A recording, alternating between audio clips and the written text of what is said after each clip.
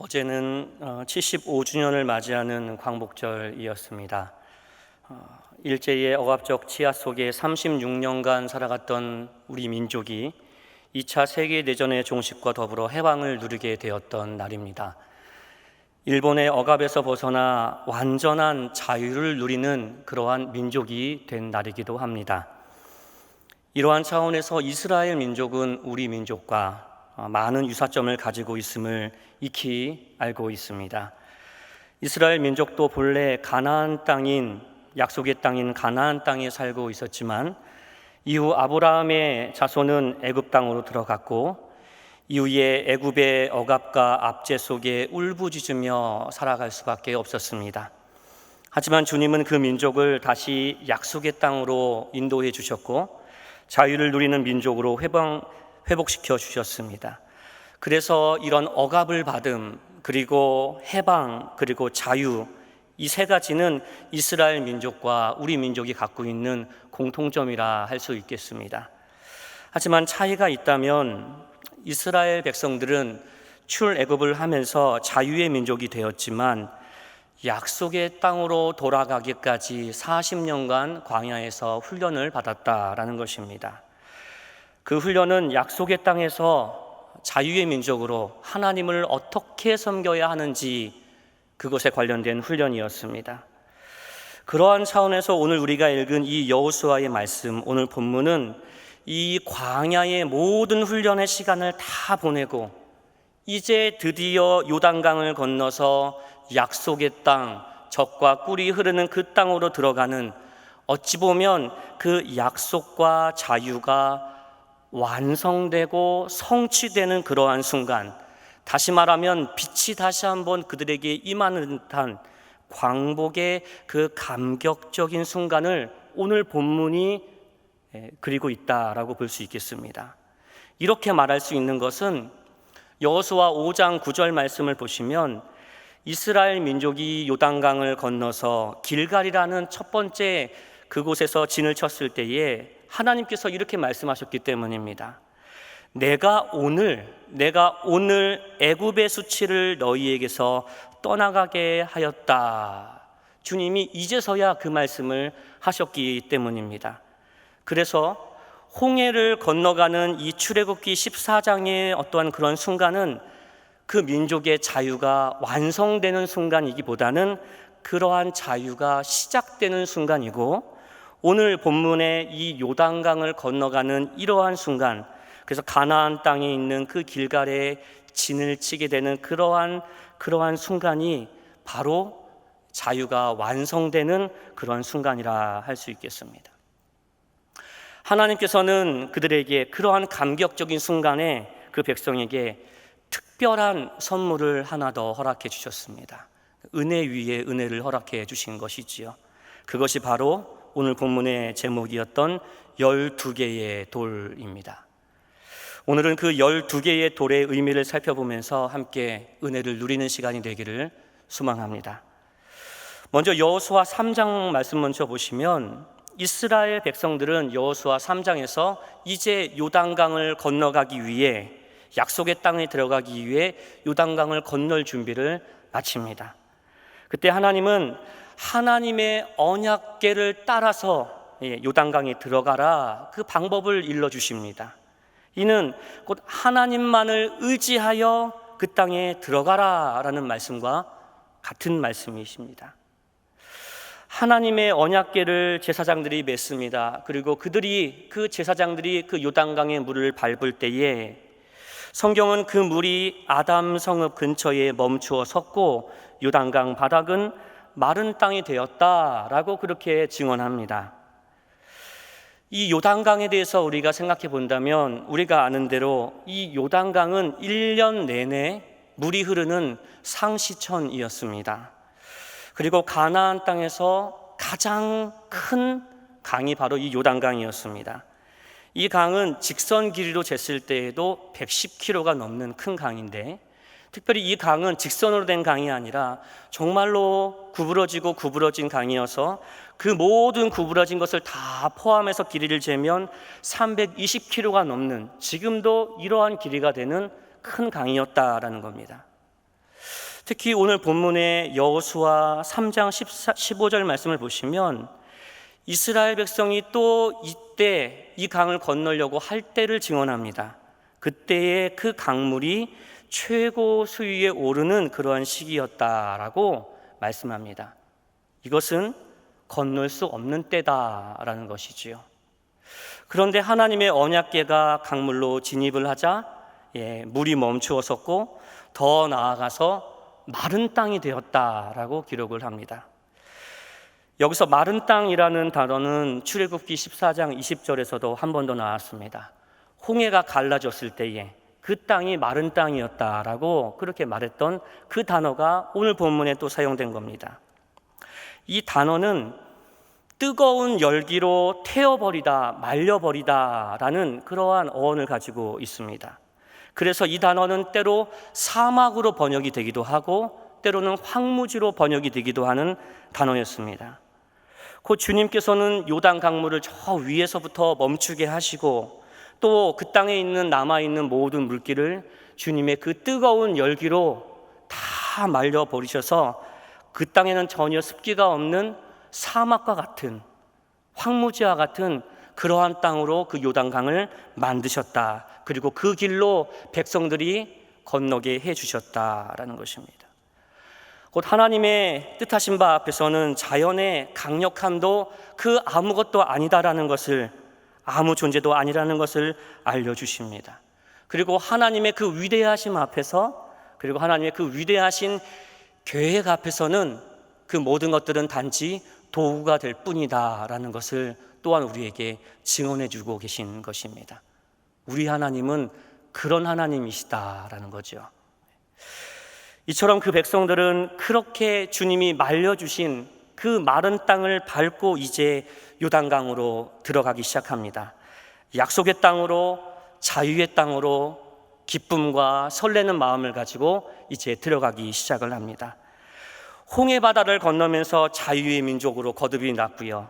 또 40년간 광야에서 하나님의 백성으로 훈련받은 그들이 이제야 드디어 요단강을 건너서 그 약속의 땅으로 그렇게 들어가고 있는 것입니다.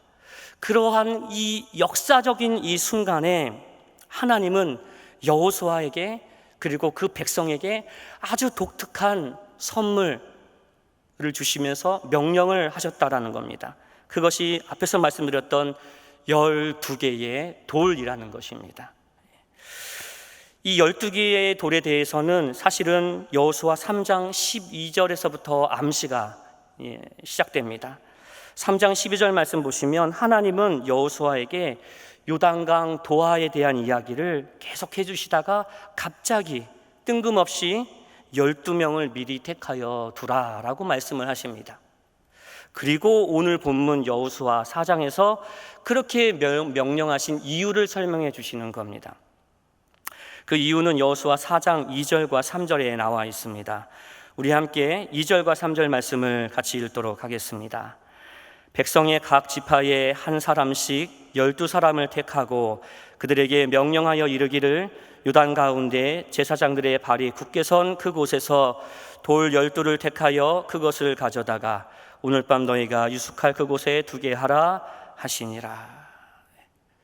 곧 이스라엘 백성들이 모두가 다 그 강을 건너간 후에 각 지파를 대표하는 그 12명, 미리 택하여 세운 그 12명으로 하여금 다시 그 강으로 들어가서 그 강 한가운데 제사장들이 서 있는 그곳에 가서 그 앞에서 돌을 하나씩 취하라는 것입니다. 그리고 그 돌을 가지고 가나안 땅에서 너희들이 처음으로 유숙할 곳 길갈에 세우라고 말씀하시는 겁니다. 그렇다면 과연 이 12개의 돌은 이스라엘 백성에게 어떠한 의미가 있었을까? 한번 생각해 보면 첫 번째로 이 12개의 돌은 기억의 장치였습니다. 광야에 만나가 있었던 것처럼 그리고 에베네셀 하나님의 도움의 돌이 있었던 것처럼 바로 이 12개의 돌은 홍해를 마른 땅으로 걷게 하신 그 하나님의 은혜, 그 기적의 순간을 기억할 수 있게 만드는 기억의 장치였다라는 것입니다. 그런데 본문을 보시면 그 돌을 취하는 모습에 독특한 몇 가지가 있습니다. 첫 번째로 5절 말씀을 보시면 그 돌이 작은 돌이 아니었다라는 것을 알 수 있습니다. 어깨에 맬 만한 큰 돌을 취하라고 말했기 때문입니다. 이것은 오랫동안 상징물로 남아 있을 수 있는 돌이었다라는 것을 의미할 것입니다. 또 5절 말씀을 보시면 그 돌을 다른 곳이 아니라 제사장들이 서 있는 바로 거기에서만 취해야 된다라고 말했던 부분입니다. 곧 제사장들, 곧 하나님의 그 임재 앞에서만 그 돌을 취했다라는 것은 결국 그 돌이 하나님의 도우심만을 상징한다라는 것을 알려주십니다. 또 한편 3절 말씀을 보면 하나님은 그 돌을 그들이 유숙할 곳에 두라고 하셨습니다. 곧 그 백성 전체가 첫 번째로 유숙할 길갈이라는 지역에 그런 특정한 장소에 돌을 모으라고 굳이 말씀하셨다라는 겁니다. 이것은 한 집안의 어떤 가보로서 가지고 다니라는 것이 아니라 그 백성의 첫 번째 정착지로 상징할 수 있는 그 길갈에 함께 세워서 그 백성 전체를 향하신 하나님의 은혜에 감사하라는 것이 내포된 것입니다. 그렇게 해서 그 돌을 직접 가져온 12명뿐만 아니라 그 강을 건너온 당대의 모든 사람들은 이제 길갈에 가서 그 돌을 볼 때마다 요단강을 건너게 했던 그날을 모두가 다 기억할 수 있게 된 것입니다. 누가 설명하지 않아도 이 돌이 어디서 왔는지를 다 알고 있습니다. 그리고 이것이 무엇을 의미하는지도 다 알고 있다는 겁니다. 왜냐하면 내가 경험한 것이기 때문입니다. 그리고 우리 모두가 다 경험한 것이고 우리 눈으로 똑똑히 본 일이기 때문이라는 것입니다. 그렇기 때문에 이 돌은 이제 그들과 하나님 사이를 연결하는 어떤 그런 관계의 끈이 되는 것이고, 특별히 하나님의 그 은혜를 기억하게 하는 독특한 기억의 장치가 된 것이지요. 그럼 한 번 더 질문을 던져봅니다.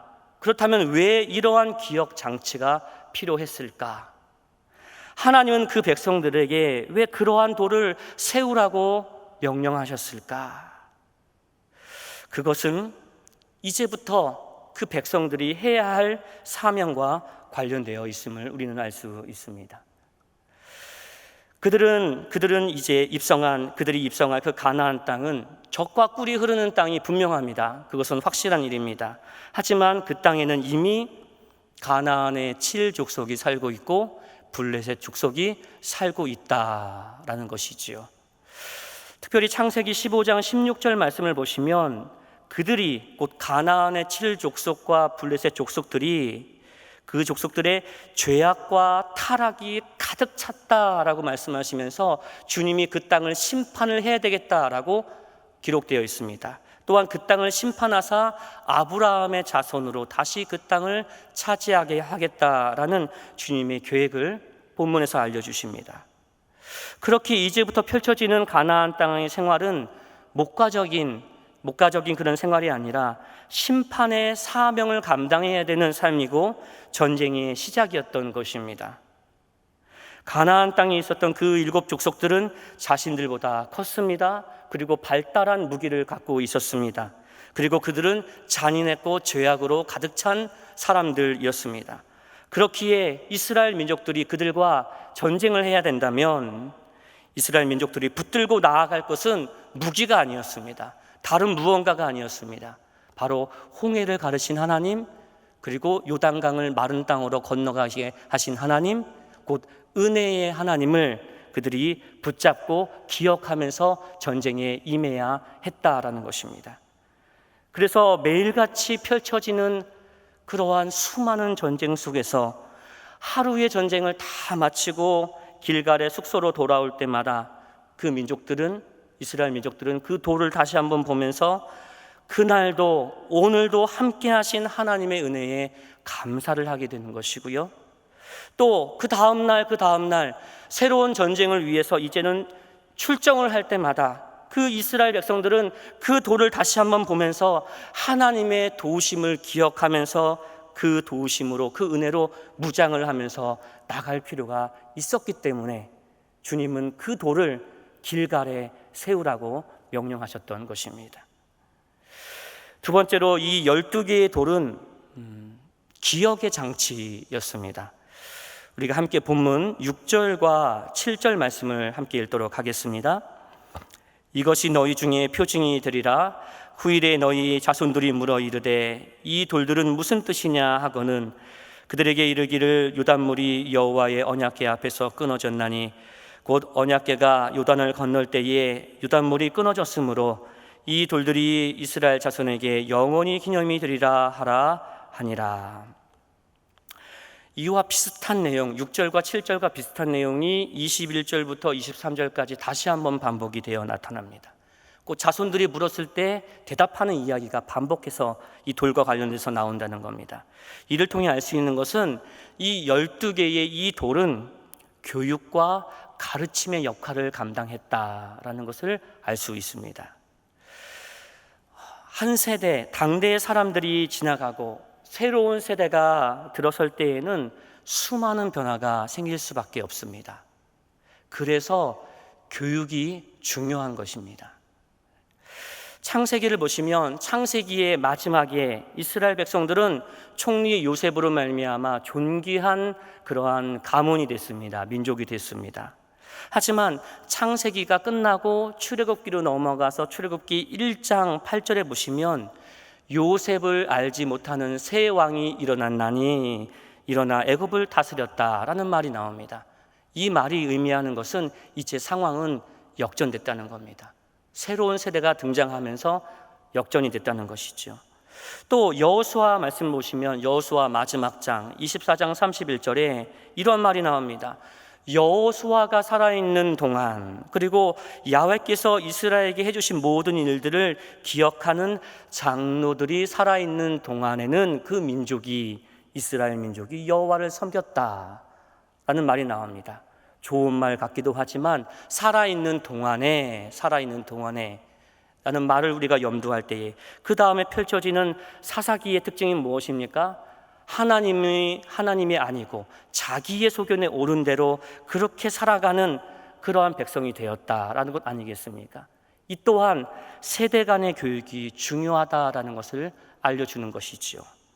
이러한 차원에서 오늘 본문의 이 12개의 돌은 요단강을 직접 건넌 그 세대가 끝났을 때를 염두에 두신 하나님의 교육 장치이기도 했다라는 것입니다. 요단강을 건너감에 대해서 아무것도 모르고 아무런 추억도 모르고 경험도 없는 가나안 땅에서 태어났던 그러한 이스라엘 민족, 그 자손들을 위해서, 그 자손들의 신앙 교육을 위해서 이 12개의 돌이 절실히 필요했다라는 것입니다. 그래서 앞서 읽은 6절과 7절 말씀을 다시 보시면 여호수아가 그 12개의 돌을 취하려는 그 사람들에게 이렇게 말을 하는 겁니다. 이 돌을 가져오는 것은 너희의 후손들이 언젠가 너희에게 물을 때에 교육용으로 사용이 될 것이다. 그렇게 그들에게 말해줍니다. 특히 동일한 사건을 다루고 있는 21절 이하에서는 그 자손들에게 말할 때에 여호와께서 요단을 건너게 해주셨다라는 하나님에 대한 강조가 다시 한번 등장하고 있습니다. 바로 이것이 이 돌과 관련돼서 가르쳐줘야 된다라는 것이죠. 또 조금 더 세월이 지나서 사무엘상 7장 15절 말씀을 보시면 사무엘이 사는 날 동안에 베델과 미스바와 길갈을 정기적으로 순회하며 사무엘이 다스렸다라는 말이 나옵니다. 사무엘, 어떤 사람입니까? 하나님의 말씀을 간직한 자입니다. 그가 베델과 미스바와 길갈, 특별히 이 길갈에서 그들을 다스렸다라는 것은 하나님의 말씀을 이 길갈에서 다시 한번 가르쳤다라는 것을 또한 우리로 하여금 짐작하게 합니다. 이상의 내용을 우리가 정리해 보면은 이러한 12개의 돌을 보면서 그것을 경험한 그 당대의 사람들이 자신들이 체험한 그 은혜를 기억하는 것에서만 멈춰서는 안 된다라는 것을 알려주시는 겁니다. 이것을 우리에게 적용해 보면 이렇습니다. 우리는 먼저 내 삶 가운데에, 내 인생 가운데에 부어주신 하나님의 은혜를 우리는 소홀히 여겨서는 안 됩니다. 소중히 여겨야 되고요, 기억해야 되고요, 간직하셔야 됩니다. 그런데 이것은 나뿐만 아니라 나의 자손들의 신앙을 위해서 내게 주셨음을 기억하면서 간직을 해야 한다라는 것입니다.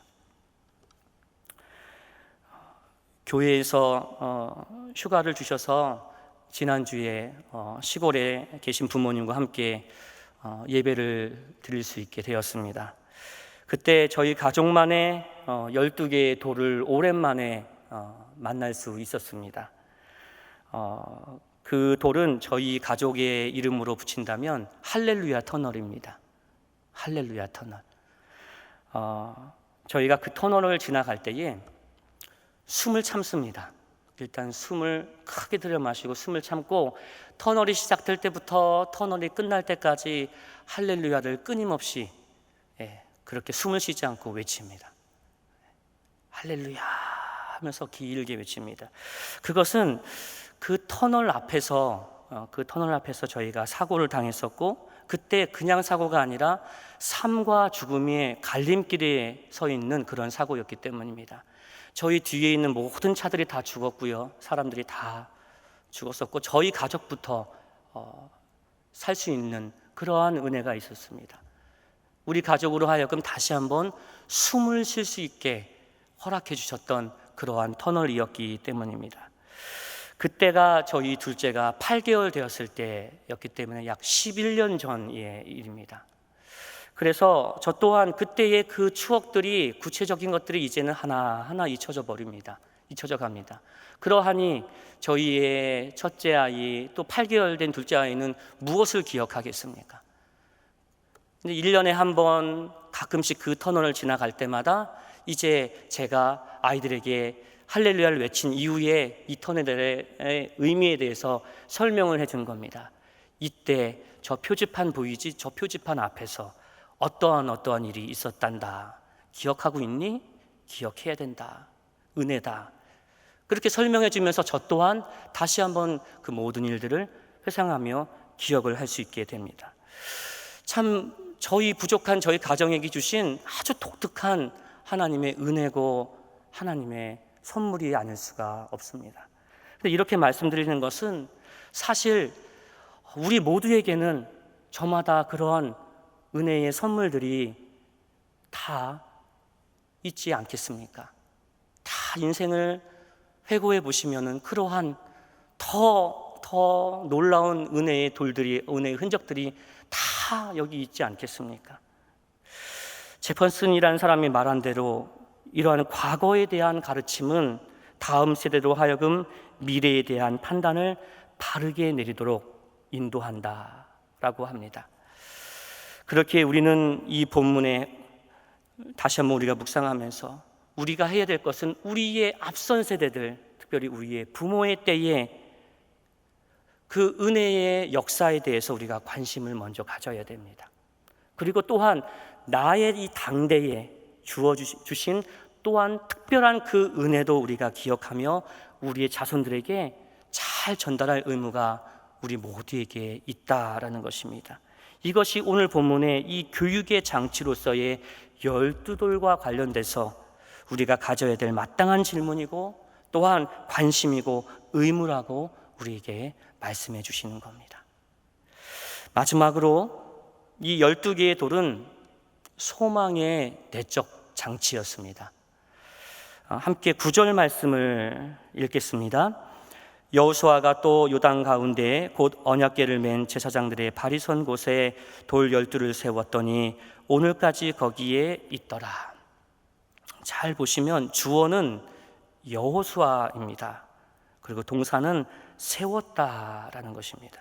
그러니까 8절 말씀에 보시면 8절 말씀은 12명이 택함을 받은 12명이 여호수아가 명령한 대로 돌을 취해서 자신들이 유숙할 곳에 세웠다라는 것으로 마무리가 됩니다. 하지만 9절 말씀을 보시면 여호수아가 또라는 말이 등장을 합니다. 여호수아가 직접 요단강 한가운데 다시 이번에 또 들어가서 제사장들이 서 있는 그곳에 12개의 돌을 세웠다라고 성경이 증언하고 있는 것입니다. 곧 길갈에 세워진 12개의 돌과는 다른 여호수아가 직접 세운 12개의 돌이 따로 있었다라는 것이죠. 이에 대해서 한 주석가는 이렇게 설명을 합니다. 요단강 가운데 세워진 12개의 돌은 비록 보이지는 않을지라도 많은 백성의 마음 가운데 세워진 것과 같은 효과를 거두어서 요단강을 볼 때마다 그 사실을 기억하게 할 것이다 라고 합니다. 칼빈도 이렇게 이 부분에서 이렇게 해석을 합니다. 간혹 수심이 낮아질 때에는 그 기념되는 그 돌들의 꼭대기가 보이게 되므로 그들이 기억하게 될 것이다, 신앙이 더 견고하게 될 것이다, 그렇게 해석을 합니다. 참 좋은 해석이 아닐 수 없습니다. 요단강의 그 한가운데, 요단강 밖이 아니라 요단강 그 한가운데 세워진 돌은 아마도 대부분의 시간 동안 보이지 않을 것입니다. 하지만 그것이 보이지 않는다고 해서 약한 것이 아니라 오히려 요단강을 볼 때마다, 그 돌을 덮고 있는 요단강을 볼 때마다 그 백성들은 서로가 서로에 대해서, 그리고 자손들에게 그들에게 할 말이 있을 것이고 가르칠 수 있게 된다라는 것입니다. 특별히 이 요단강이 이스라엘 어느 곳에서도 만날 수 있는, 요단강을 가로지르는, 정중강을 가로지르는 가장 큰 강이고 언제나 마르지 않는 상시천이라는 것은 이제 이러한 가르침과 이러한 소망이 이제 길갈이라는 한 곳, 특정한 것을 떠나, 특정한 장소를 떠나서 전국의 어느 곳에 가더라도 다 퍼져나갈 수 있다는 것을 알려주는 것입니다. 또 간혹 수심이 낮아져서 이 여호수아가 세운 12개의 돌이 보일 때에는 그들이 그렇게 물만 보면서 했던 그 말들이 더욱더 강력한 파장으로 그 백성들 마음 가운데 들어갈 것이다 라는 것이죠. 그런데 한 번 더 생각해 보면 이 요단강 한가운데 보이지 않게 세워진 이 12돌에 대한 이 성경의 증언은 이 돌들이 궁극적으로 세워져야 할 그 장소를 우리에게 알려주십니다. 그곳은 길갈도 아니고 요단강도 아니라는 것입니다. 바로 우리의 마음이라는 것이죠. 네, 보이지 않는 그곳, 바로 우리의 마음이라는 것입니다. 이러한 12개의 돌, 은혜의 기억 장치이고 신앙의 교육 장치가 궁극적으로 세워져야 할 그것은 마음이라는 겁니다. 우리의 마음에 있는 신비, 우리의 마음판에 세워져야 되고 우리의 마음의 신비에 이것이 새겨져야 한다라는 것입니다. 우리가 개인적으로 정말 나는 이 책이 너무너무나 좋다, 이런 책이 있을 수 있습니다. 만약에 너무너무나 좋아하는 책이 있다면 계속해서 읽고 또 읽고, 그리고 이것이 정말로 잘 보이는 곳에, 책꽂이에, 그곳에 세워놓을 것입니다. 하지만 이 책은 궁극적으로 그 책을 사랑하고 좋아하는 그 사람의 마음에 이미 새겨지고 있는 것과 마찬가지입니다. 우리는 개인적으로 1년에 한 번쯤 이 땅 가운데 세워진, 볼 수 있는 저마다의 12개의 돌, 저마다의 할렐루야 그 터널을 지나갈 수 있습니다. 하지만 세월이 지나가면 또 국토개발에 따라서, 달라짐에 따라서 때로 저에게 추억이 있었던 그 터널은 없어질 수도 있는 것입니다. 사라질 수도 있다라는 것입니다. 하지만 이제 그 터널은 보이지 않는, 하지만 영원히 있을 수 있는 내 마음 가운데 세워지기를 주님은 원하신다라는 것이죠. 그 은혜의 흔적이 이제는 만져지지 않지만 내 마음 가운데 새겨지기를 주님은 원하신다라는 겁니다. 내 마음에 그것이 새겨질 때에, 내 마음에 그 돌들이, 12개의 돌들이 세워질 때에 나는 언제나 그 은혜 가운데 살 수 있는 것이고 그 은혜의 강물이 언제나 흘러넘칠 수 있다라는 것입니다. 오랜만에 이렇게 보다가 너무나 옛말이지만 이런 말이 떠올랐습니다. 원수는 물에 새기고 은혜는 돌에 새겨라. 오늘 우리가 읽은 이 본문과 이 대지와 잘 어우러지는 그런 속담인 것 같습니다. 원수는 흘러가는 물에 새기고 잊어버리고, 은혜는 돌에 새겨서 은혜를 갚아라, 기억하라는 겁니다. 그렇죠. 은혜는 돌에 새겨야 합니다. 하지만 더 나아가서 하나님의 은혜, 하나님의 그 놀라운 은혜는 눈에 보이는 돌이 아니라 마음에 있는 신비에 새겨져야 합니다. 그렇게 우리의 마음 가운데는 하나님의 은혜를 새길 그러한 공간이 확보되어야 합니다.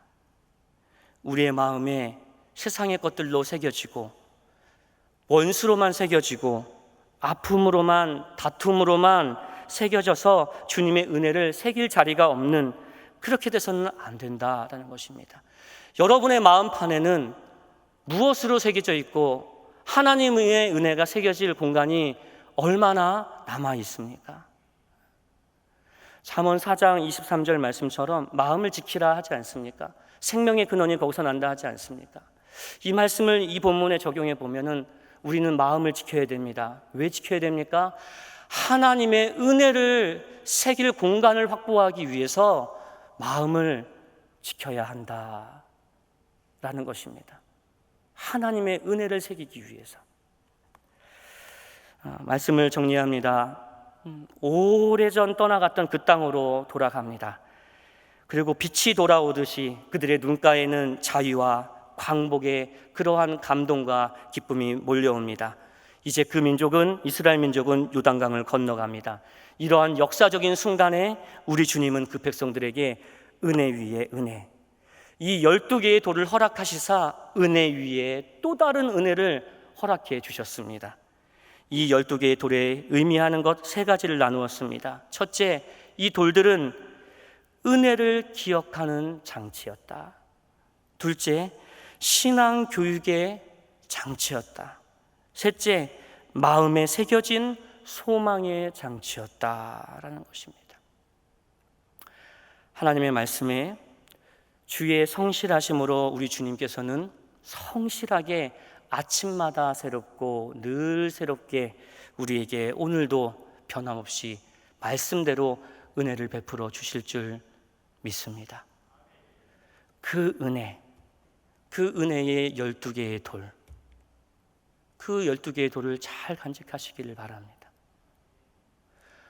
여러분 인생 가운데에 정말 놓치지 말아야 될 그 12개의 그 은혜의 돌 잘 간직하시기를 바랍니다. 혹이나 그 12개의 돌 잃어버린 게 있다면, 잊어버린 게 있다면 시간이 지나가기 전에 다시 제 위치에 갖다 놔야 되고요, 잘 간직해야 됩니다. 그 돌이 없어져 버리면 그 돌이 있어야 할 그 자리에 다른 것들이 들어와 앉아 있게 됩니다. 그렇기에 은혜가 넘쳐날 때에 죄악과 원수와 세상의 것들이 거할 장소는 없어질 줄 분명히 믿습니다. 여러분에게 주어진 12개의 돌을 기억하시고 회복하시고 다시 한번 온전히 간직하시길 바랍니다. 베풀어 주신 주님의 은혜를 소중히 여김으로, 또한 기억하고 또한 가르침으로 늘 은혜 가운데 머무시는 여러분들과, 그리고 여러분들의 모든 가문과 특별히 우리 세문안교회, 그리고 이 나라 이민족이 되기를 간절히 소망합니다. 기도하겠습니다. 하나님, 베풀어 주신 하나님의 은혜를 기억하는 인생이 되기를 원합니다. 그 은혜를 우리의 자손들에게 또한 잘 전달하는 신앙의 교사가 되기를 원합니다. 깜깜하고 아무것도 보이지 않는 세상 속에서도 은혜의 주님을 늘 발견하기를 또한 원하오니 주님, 저희를 도와주시옵소서. 예수님의 이름으로 기도하옵나이다.